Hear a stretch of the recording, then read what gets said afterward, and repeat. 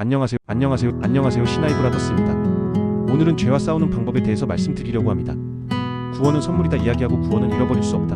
신앙 안에서의 자유를 이야기하다 보면 이런 생각을 하게 됩니다. 그렇다면 막 살아도 된다는 건가? 나쁜 짓이든 좋은 짓이든 구분하지 않고 막 살면 되나? 이렇게 생각할 수 있습니다. 그래서 오늘은 성도의 죄와 싸우는 삶에 대해 설명을 드리려고 합니다. 구원받은 성도는 마치 내가 완전한 사람, 의로운 사람이 된 것처럼 오해할 수 있습니다. 하지만 구원은 한 부모의 자녀로 태어난 아이가 곧 바로 장성해지는 게 아닌 것처럼 넘어지고 실수하고 다시 일어서고를 반복하며 점차 장성한 사람이 되어가는 것과 같습니다. 즉 예수를 믿고 구원받은 성도는 하나님의 자녀로 태어나 넘어지고 일어나고를 반복하며 점차 성숙해져 가는 것입니다. 분명 예수를 믿는다는 것은 구원받아 좋은 것이지만 그 구원이 내 안에 실제화로 새겨지기까지는 엄청난 고통을 수반합니다. 바울은 이것을 잘 알았기에 두렵고 떨림으로 구원을 이루라고 했습니다. 두렵고 떨림으로 구원을 이루라는 것은 구원을 잃어버릴지 걱정하며 구원을 이뤄가라는 말이 아닙니다. 그 길이 내 살과 피를 깎는 엄청난 고통이 수반되는 길이기에 두렵고 떨림으로 구원을 이루라고 하는 것입니다. 구원받은 성도가 처음 직면하게 되는 것은 내가 얼마나 못난 사람인지를 처절하게 알아가는 것입니다. 구원받고 나는 이제 의로운 사람이 되었다고 믿는 순간 현실로 돌아오며 우리는 실망하게 됩니다. 여전히 변하지 않은 자신을 보게 됩니다. 성도는 살면서 수없이 죄를 짓습니다. 아이고 죄를 지었네. 이게 죄인 걸 알면서도 죄를 짓네. 죄를 짓지 말아야지 하면서도 또 죄를 짓습니다. 하나님 용서해 주세요 회개하며 은혜 받고 다시 현실로 돌아가지만 여전히 또 죄를 짓는 나를 보게 됩니다. 엄청난 죄를 지었다기보다는 사소한 누구를 미워하는 마음, 음란한 마음, 시기하는 마음, 질투하는 마음이 우리를 힘들게 합니다.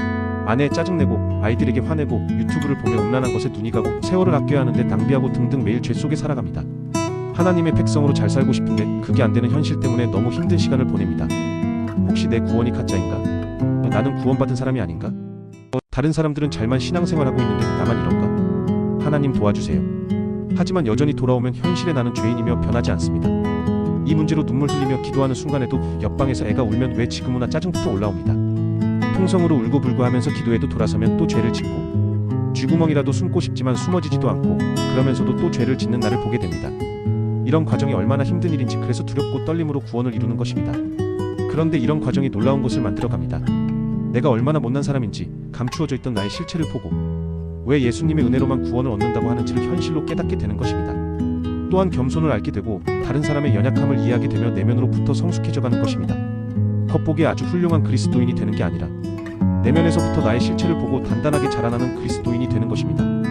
오늘날 기독교는 형식적이고 종교적이고 외식적인 모습을 하고 있다고 생각합니다. 세상에서 기독교가 욕을 먹는 것은 복음 때문이 아니라 무례함, 비상식, 자기들만 잘났다는 교만이 욕을 먹는 이유입니다.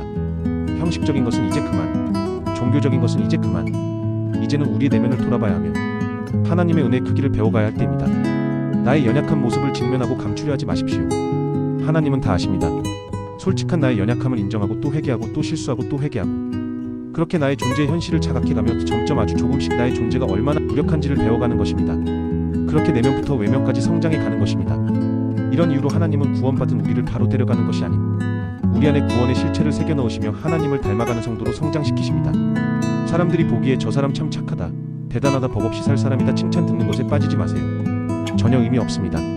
그런 칭찬은 중독되면 여러분의 내면이 죽습니다. 착한 그리스도인이 되려고 하지 마십시오. 그것보다 내 스스로 나의 모습, 혼자 있는 나, 감추고 싶은 나의 연약함을 직면하고 하나님 앞에 인정하는 것입니다.